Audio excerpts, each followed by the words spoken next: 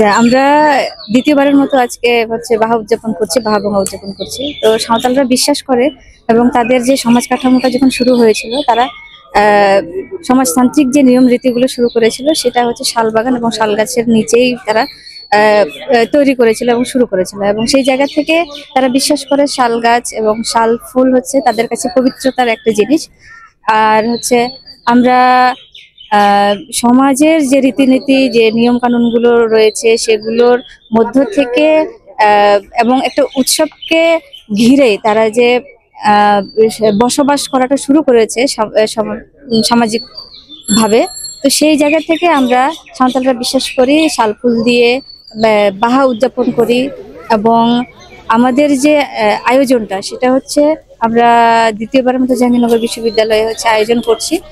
আমরা চাচ্ছি যে আমাদের সাঁওতালদের যে উৎসবগুলো রয়েছে, সেগুলোকে হচ্ছে জাতির মধ্যে তুলে ধরতে। এবং আমরা চাচ্ছি জাতীয়ভাবে করার জন্য, যেখানে বাংলাদেশে যতগুলো জনগোষ্ঠী আছে, জাতিগোষ্ঠী আছে, তারা যেন সবাই একত্রিতভাবে পালন করতে পারে।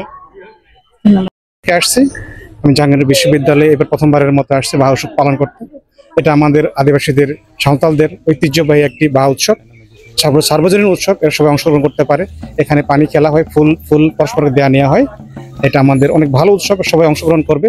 এখানে আমারও ভালো লাগছে, আজকে আসে অনেক ভালো লাগছে। এই উৎসব বারবার হোক, প্রতিবার হোক এবং জাতীয় পর্যায়ে হোক, এটাই আমরা আশা রাখি।